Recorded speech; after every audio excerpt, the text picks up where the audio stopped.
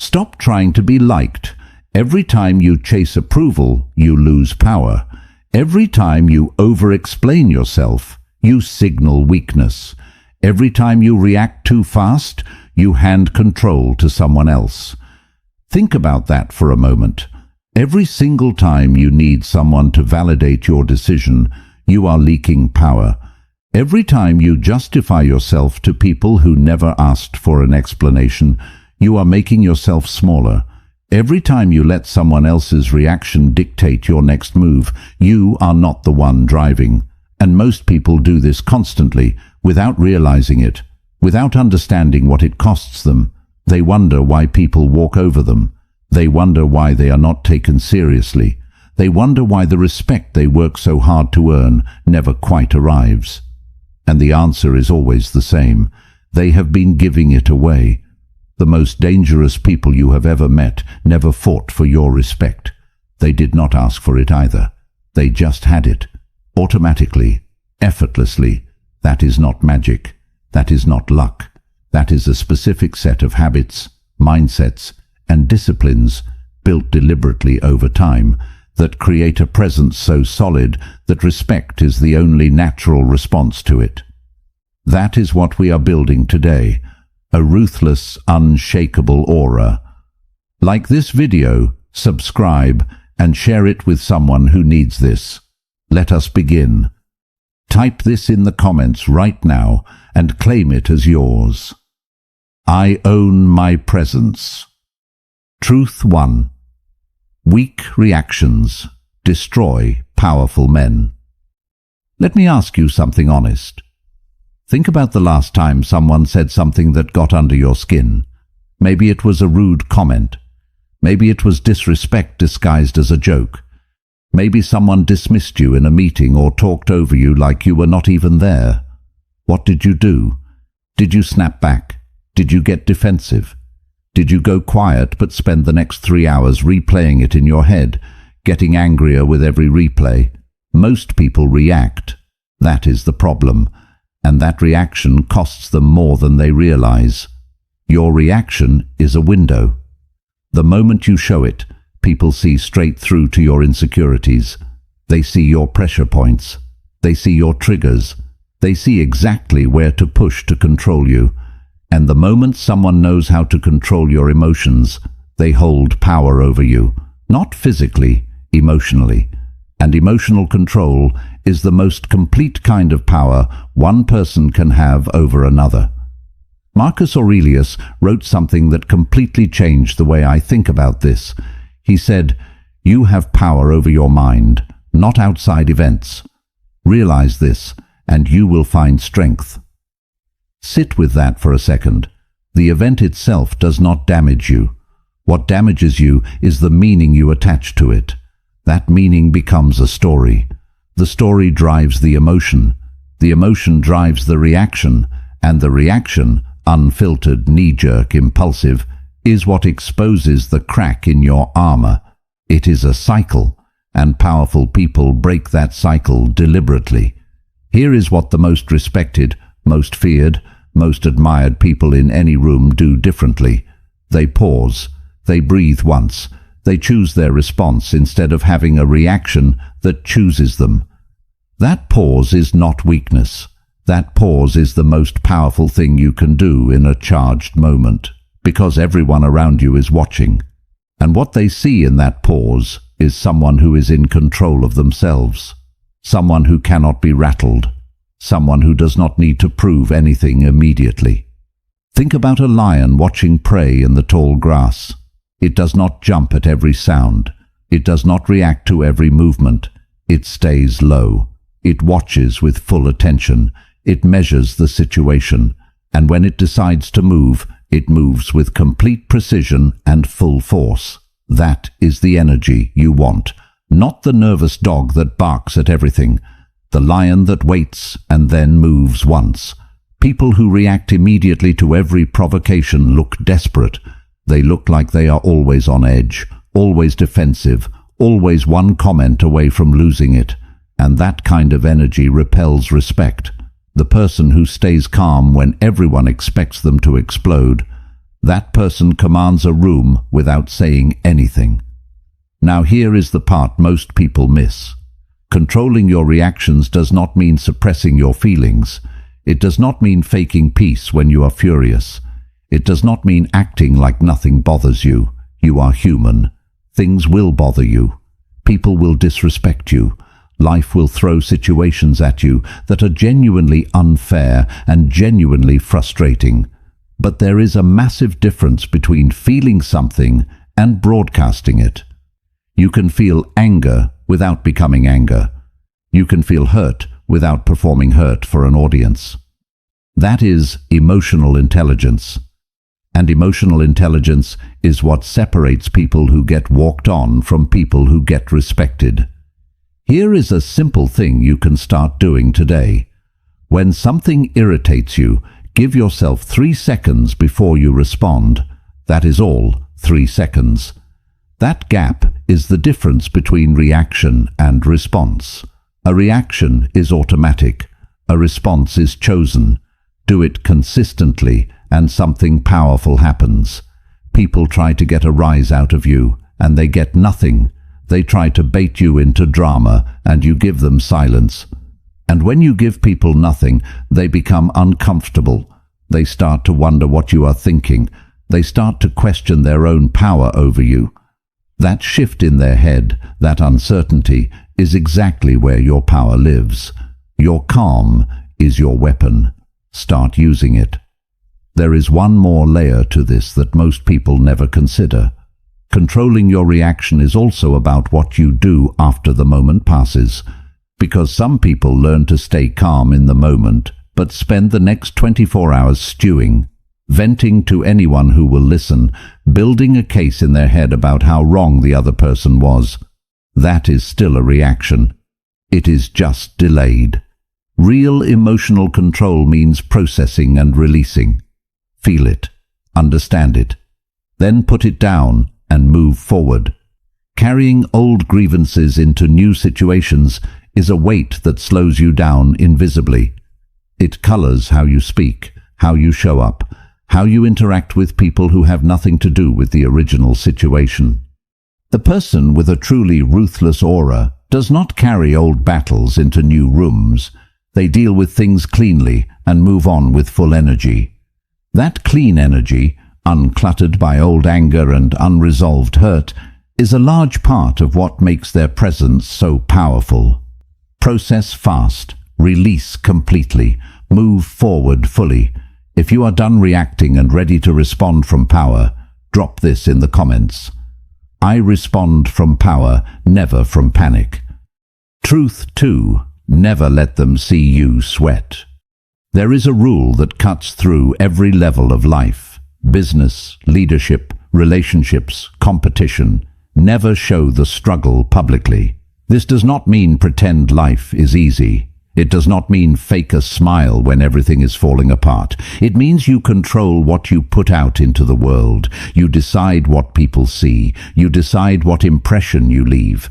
When you are stressed, your body tells on you. Your voice gets tight. Your words come faster. Your eyes move around instead of staying still. Your jaw locks up. Your movements become rushed and small. All of that is information, and in the wrong hands, that information becomes a tool to use against you. The Stoic philosopher Epictetus taught something that most people hear and immediately forget because it sounds too simple. He said, "Seek not that the things which happen should happen as you wish, but wish the things which happen to be as they are, and you will have a tranquil flow of life." Most people go to war with reality. Things do not go as planned and they spiral. They complain. They broadcast their stress to everyone around them. They look for someone to rescue them or someone to blame. And every time they do that, they are sending a signal. I am not in control right now. And once people receive that signal, they adjust. They test more. They push more. They take more. The people who hold real authority, whether in a boardroom or a family or a friendship, are the ones who appear to have it together even when they do not, especially when they do not. This is not deception, this is leadership. Leadership is the decision to carry the weight of a situation so others do not have to feel it as heavily. Think about what happens on a turbulent flight. Passengers look to the flight attendants. If the flight attendants are calm, passengers calm down. If the flight attendants look scared, the whole cabin starts to panic. The actual turbulence did not change. The visible response to it did. You are that flight attendant in every room you enter. People read your energy to calibrate their own. If you project chaos, chaos spreads. If you project control, control spreads. Here is a practical technique. When something goes wrong, when you feel the stress rising, when the situation gets tense, slow your speech down by half the pace you want to talk at. Take one visible breath before answering. Slow speech signals authority. Fast speech signals anxiety. People process tone before they process content. Before they hear what you are saying, they feel how you are saying it. Keep your posture open, shoulders back, chest forward, hands visible and relaxed. Keep your face neutral, not cold, not forced, just settled. Like someone who has been through enough to know this too will pass. Over time, this practice does something extraordinary. You stop pretending to be calm. You actually become it. Because your nervous system learns that it can handle difficulty without falling apart. It builds a track record of surviving hard things.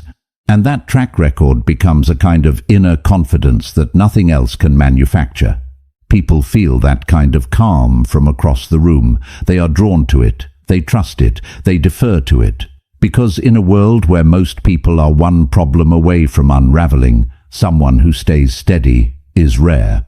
And rare things are powerful things. There is also something important to understand about the long game here. When you consistently show up composed under pressure, people start to assign you a different category in their minds. You stop being someone they have to manage or worry about. You become someone they rely on, someone they bring their own problems to, someone they defer to. That shift happens naturally. You do not have to ask for it. You do not have to announce yourself. You just have to keep showing up steady when others are shaking. Do that enough times and the room begins to orient around you without you saying a word. Compose yourself, then let the room reorganize itself around your calm. And remember, this is a skill, not a personality trait. Some of the most naturally anxious people alive have learned to project extraordinary calm under pressure because they practiced, they drilled it. They built it the same way a musician builds technique, through repetition in low-stakes situations, so it is available automatically in high-stakes ones. Practice being composed when small things go wrong. Your coffee order is messed up. Traffic makes you late. A plan changes at the last minute. Use those small irritations as training ground. They are the reps that make the muscle available when the real tests come. The real tests always come, and when they do, you will be ready. If you are choosing calm over chaos starting today, write this below and mean it. No one sees me shake. No one sees me doubt. Truth 3. Your body speaks before your mouth does. Before you say your first word in a room, people have already decided something about you. That is not speculation. It is well documented in psychology.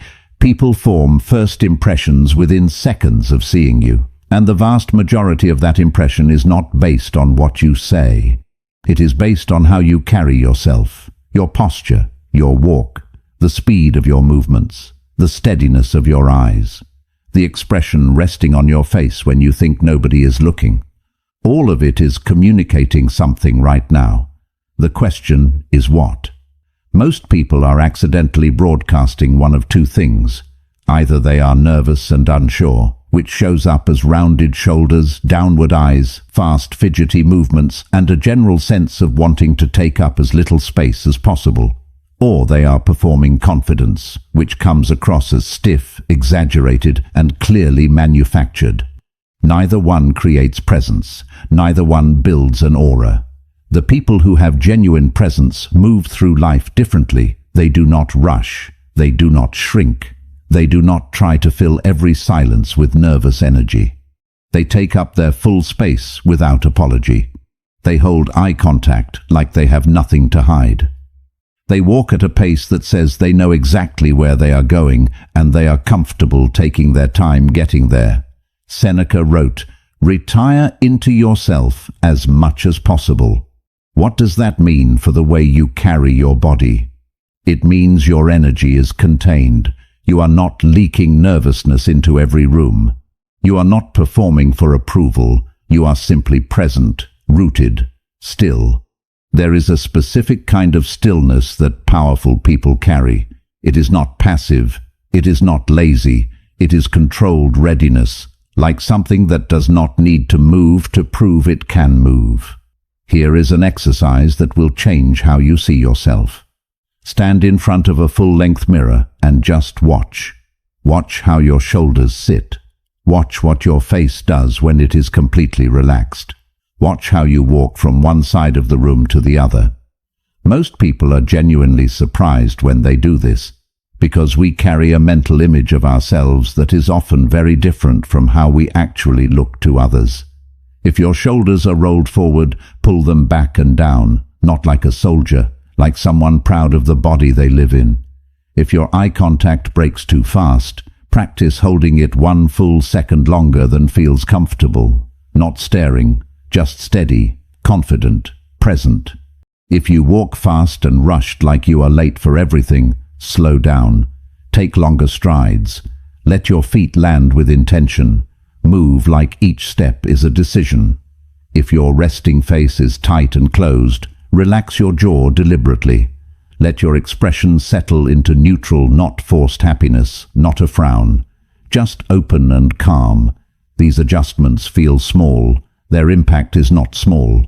And here is the deeper mechanism at work. When you change your body, you change your mind. When you stand like someone who holds power, your brain starts to align with that posture. Your internal state follows your external presentation. This is not fake it until you make it. This is using the body-mind connection intentionally. Your physiology and your psychology are in constant conversation. Shift one and the other follows.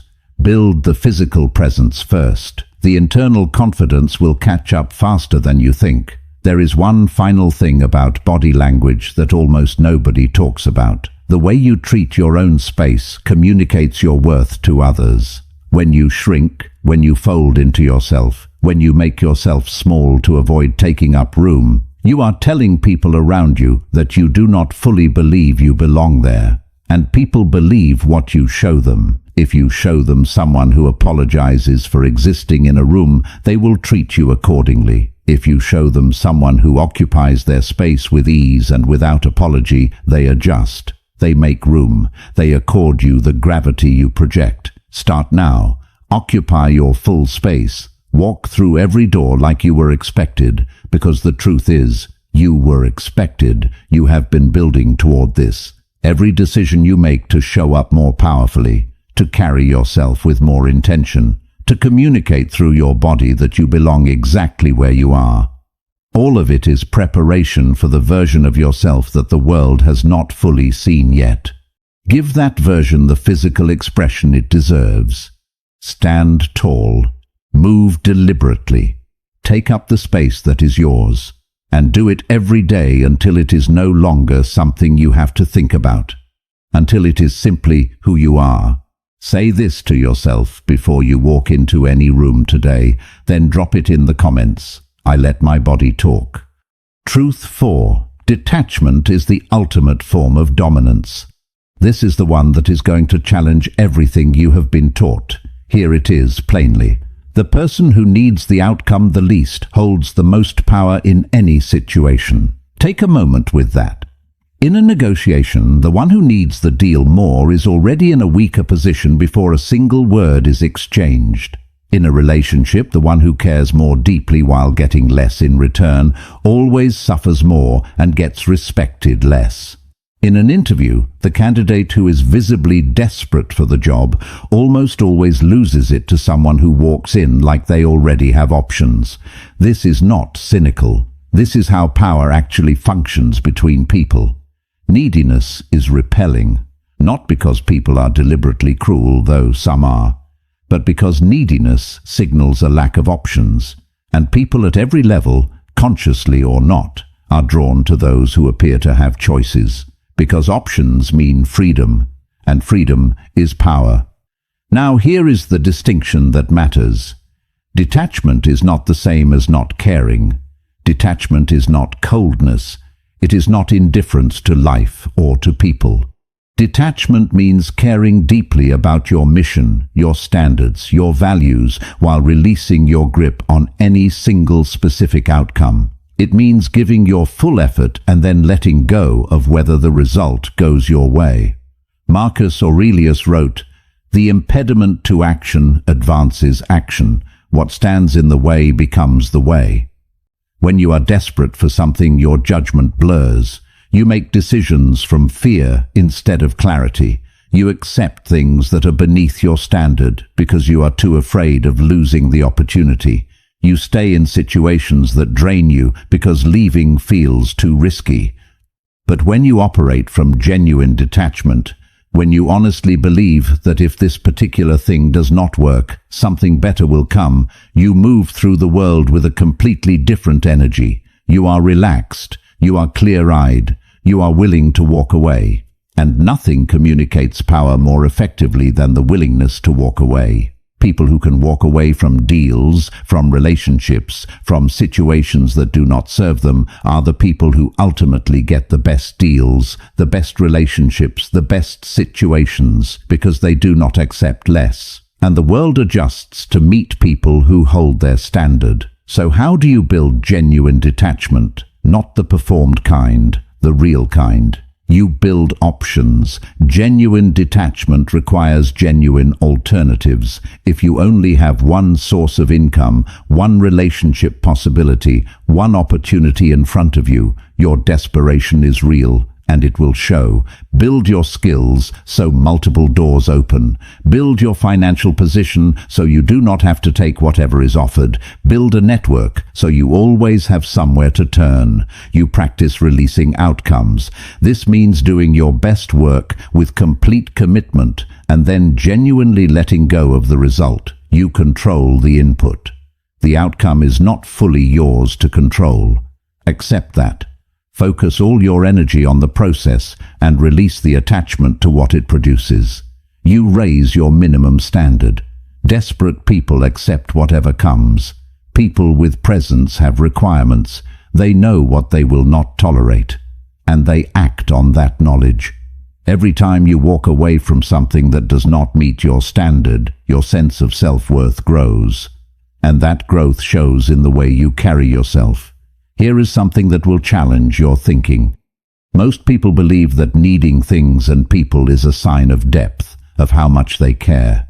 But there is a crucial difference between loving something and needing it, between valuing someone and being unable to function without their approval.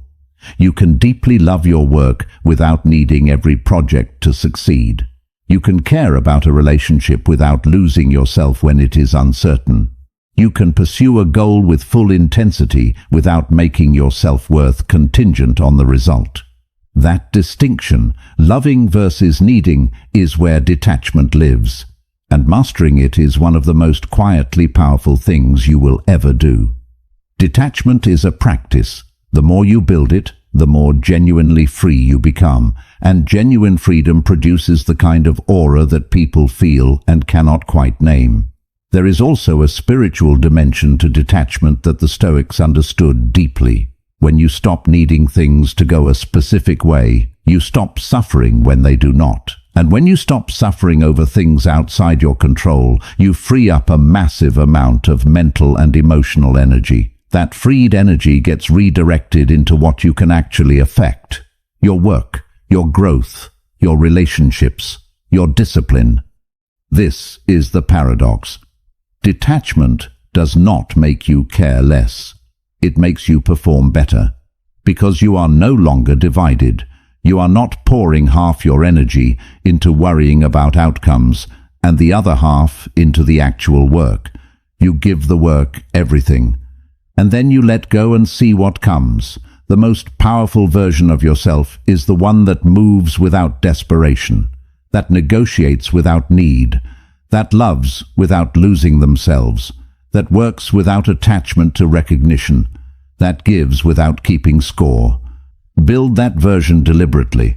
It starts with the honest question, what am I currently clinging to that is costing me my power? Name it. Then practice day by day, loosening the grip. If you are ready to stop chasing and start leading, put this in the comments right now. I detach and dominate. Truth 5. Build a name that walks into rooms before you. Your reputation is working for you or against you right now, whether you are paying attention to it or not. It is the thing that moves through the world on your behalf when you are nowhere near. It is what people say about you in rooms you will never enter. It is the impression that exists before you speak, before you act, before you prove anything. And in many situations, your reputation is more powerful than your actual presence. Most people are passive about their reputation. They hope it is good. They assume the good outweighs the bad. They cross their fingers that people are talking kindly. The people with the most formidable auras treat their reputation like the most valuable asset they own, because it is. Epictetus said, "First say to yourself what you would be, and then do what you have to do. Decide who you are, then act like it without exception." That is reputation building in its purest form. Here is what most people get wrong about reputation. They think it is built in the big moments, the presentations, the promotions, the public wins, but your reputation is actually built in the small moments that nobody is watching. When you said you would follow up and nobody would have known if you forgot, did you follow up? When you had a chance to cut a corner that nobody would catch, did you cut it? When someone who had nothing to offer you needed help, did you show up for them? Those moments do not feel significant, but they compound. Every decision you make in private shapes the person you become, and the person you become shows up in every room, in every interaction, in every relationship. Your character is your reputation, and your reputation travels ahead of you. Before you walk into any meaningful situation, a job, a business deal, a new relationship, people have usually already heard something about you, from someone you know, from social media, from word of mouth, from your own past behavior that rippled outward without you knowing. That pre-existing impression opens doors or closes them before you even arrive. If your reputation says you are reliable, that you show up, you follow through, you do what you say, people give you chances they would not give a stranger. They extend trust. They open access.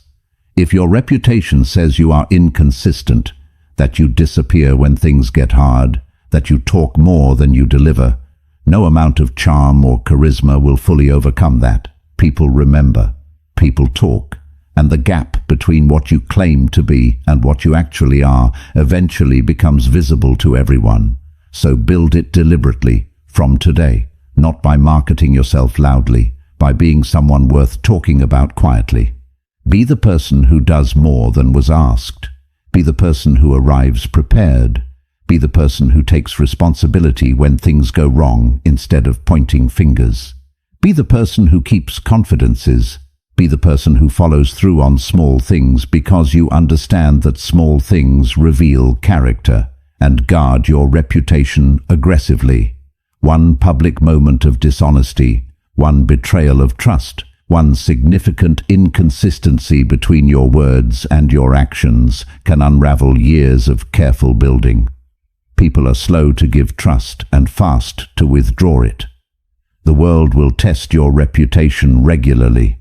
Situations will come where holding your standard costs you something: money, comfort, convenience, popularity. In those moments, hold anyway. Because every time you maintain your standard when others expect you to drop it, you add something to your reputation that money cannot buy. Over time, your name starts to precede you, and that is when something shifts in every room you enter. You do not have to announce yourself. People already know. There is also a side of reputation that people underestimate. The reputation you have with yourself, the way you privately regard your own character. because that private self-image leaks into everything. You cannot project strength and integrity externally while privately knowing you cut corners, told half-truths, or acted in ways you are not proud of. The internal and external eventually align. Always. The gap between who you are in private and who you perform in public closes over time, and it closes in the direction of who you really are in private. So if you want your external reputation to be unshakable, build your private character first. Be someone you respect when no one is watching. Everything else follows from that. Your name is being built right now. If you are serious about what it stands for, write this below. I build my name. Truth. 6. Discipline is the foundation of every ruthless aura.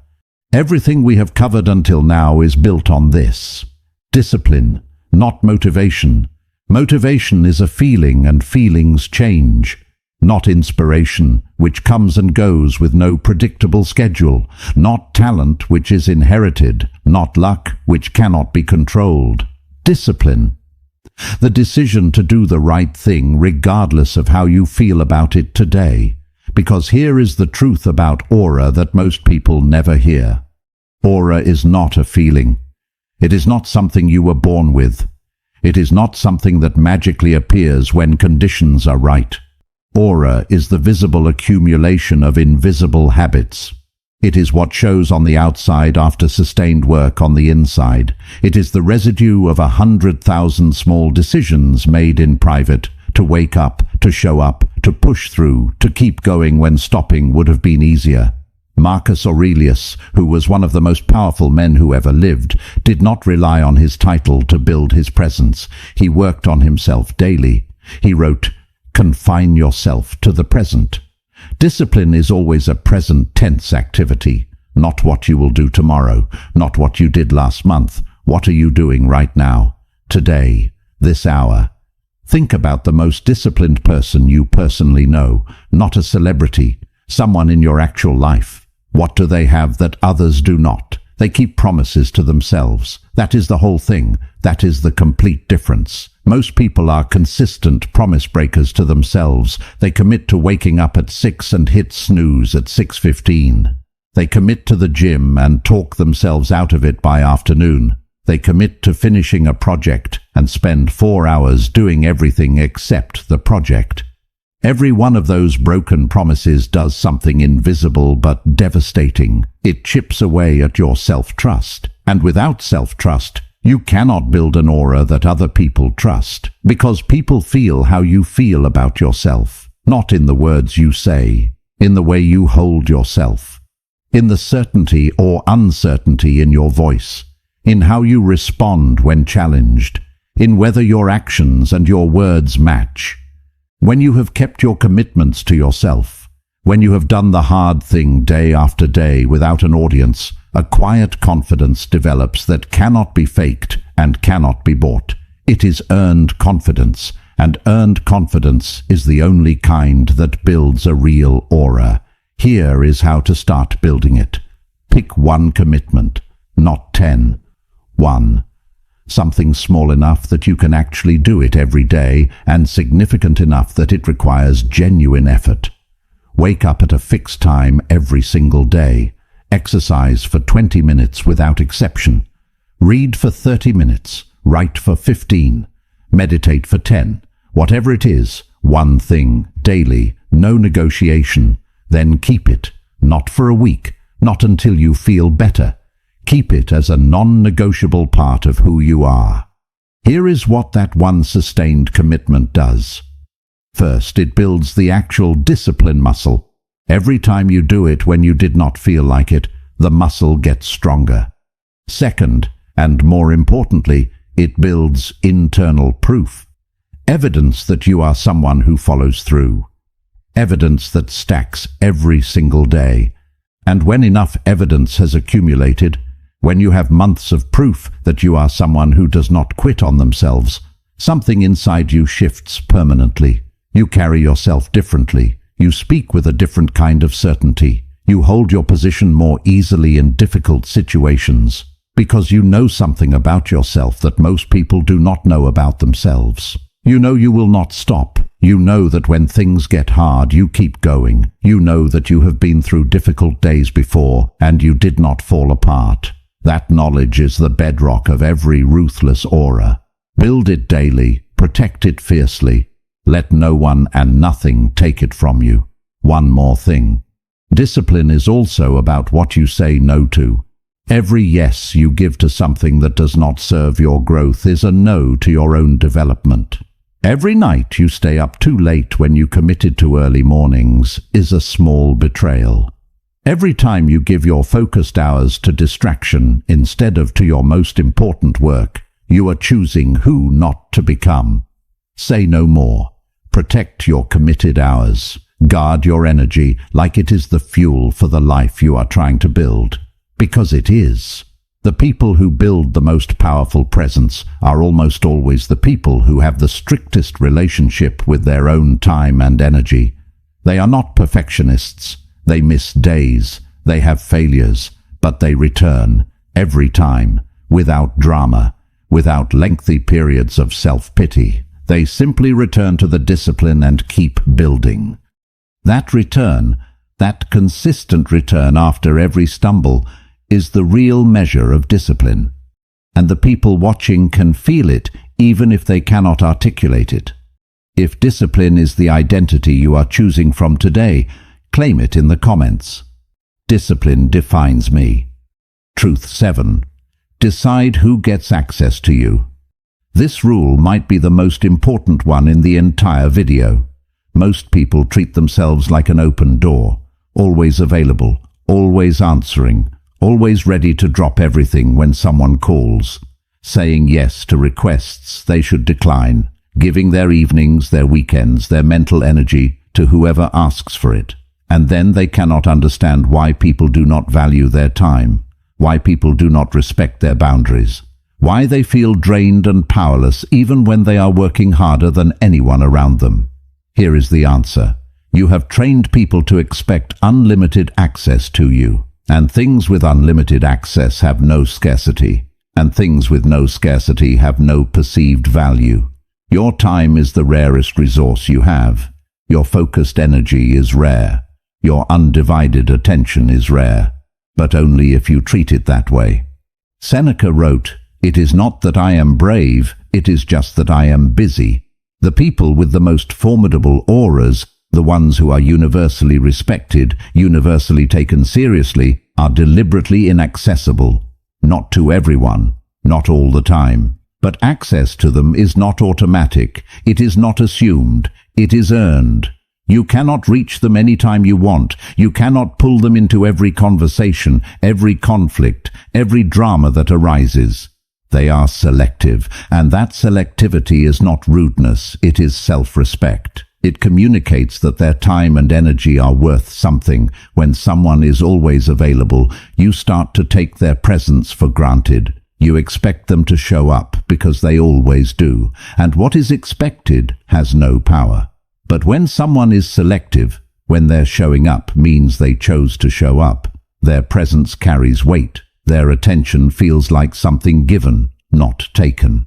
And what is given freely by choice is always valued more than what is simply assumed. Now here is how to start building this in real life without becoming cold or cutting people off unnecessarily. Start with your mornings. The first hours of your day are the most valuable hours you have. Your mind is fresh. Your willpower is at its peak. Your focus is at its sharpest. Give those hours to yourself and your most important work before you give them to anyone else.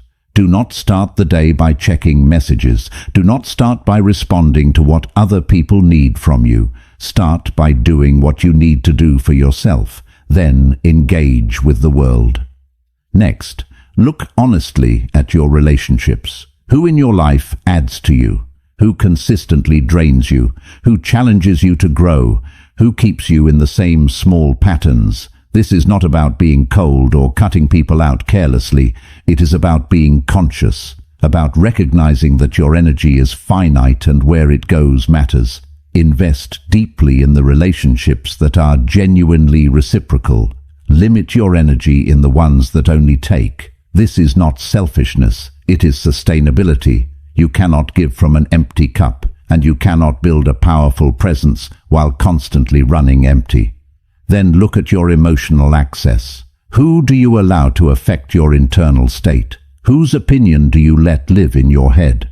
Not everyone who has something to say about you deserves space in your mind. The person who barely knows you and decides to criticize you, they do not get that space. The former friend who talks behind your back, they do not get that space. Random people on the internet whose entire existence consists of tearing others down, they absolutely do not get that space. You decide who gets access to your emotions. You decide whose words carry weight with you. That decision is an act of power. And when people realize they cannot easily rattle you, when they see that their words, their opinions, their attempts to get under your skin do not land the way they expected, your perceived power grows immediately. Mystery is magnetic. Restraint is powerful. And the person who controls access to themselves controls the energy in every relationship and every room they occupy. And here is the final piece of this. When you guard your access consistently, when people learn that your time and energy are not automatic, that they must be earned, something shifts in how they treat you. The interactions you do choose to have become more valued. People prepare more for them. They bring better energy. They are more present. They show up more intentionally because they know you do not give your attention freely. So when you give it, it means something. That is the kind of relationship dynamic that only comes when you respect yourself enough to decide who deserves a seat at your table. Not everyone gets a seat. And that is not cruelty. That is the foundation of a presence that people feel, remember, and genuinely respect. Your time is valuable. Your energy is valuable. If you finally believe that, put this in the comments. I guard my access. Now here's the important truth. We have covered a lot today. Controlling your reactions so you respond from power instead of panic. Staying composed under pressure so people feel safe following you. Using your body language to communicate authority before you say a word. Detaching from outcomes so you move through life with genuine freedom. Building a reputation that travels ahead of you into every room. Holding your discipline as the daily practice that builds real presence from the inside. And guarding your access so your time, energy, and attention carry weight. None of this is complicated, but all of it is hard. It is hard because the world around you pulls constantly in the opposite direction. It pulls you toward reaction, toward desperation, toward over-explaining and over-apologizing and over-giving yourself away. And most people follow that pull for their entire lives. They spend their whole lives trying to be liked and never quite feeling respected, trying to prove themselves and never quite feeling secure, working hard and never quite building the presence that makes their effort undeniable. But you are not most people. The fact that you stayed through this entire video says something about who you are and what you are building. Let me say something directly to you. The aura we talked about today, the ruthless, magnetic, unshakable kind, it is not built in a day, and it is not built by reading or watching alone. It is built by decision after decision in your actual life, in the real moments, in the hard ones, when no one is watching and quitting would be easy. Those are the moments that separate the people who have presence from the people who talk about wanting it. The person with the ruthless aura is not born. They are built, brick by brick, choice by choice, day after quiet day. Every time you pause before reacting, you lay a brick. Every time you hold your standard when no one is watching, you lay a brick. Every time you choose discipline over comfort, you lay a brick. Every time you protect your peace from someone who does not deserve access to it, you lay a brick. And one day, sooner than you think, if you are consistent, you will walk into a room and something will shift. People will look up, energy will change, conversations will stop for just a second, and you will not have done anything obvious to cause it. You will simply have walked in. That is the aura we are building. That is the presence that bends rooms without forcing anything. The most important thing I can leave you with is this. Do not wait for the right moment. Do not wait until fear disappears. Fear does not disappear. You act in spite of it, and that act, repeated enough times, becomes courage, becomes character, becomes presence. The most important thing I can leave you with is this. Do not wait for the perfect moment to start. Do not wait until you feel ready. Do not wait until your life gets calmer or your circumstances get easier. They will not. Start today, with the version of yourself that exists right now, with whatever you have in front of you today. Take one thing from this video, just one, and apply it before this day ends. One decision, one change, one moment where you choose differently than you would have before. That is how it begins, and it never stops building from there. If this added something to you, hit the like button. It costs you nothing, and it helps this content reach people who need it. Share it with someone in your life who is ready to step into their power. And if you are new here, subscribe, because we go deep on this channel every single time. I will see you in the next one.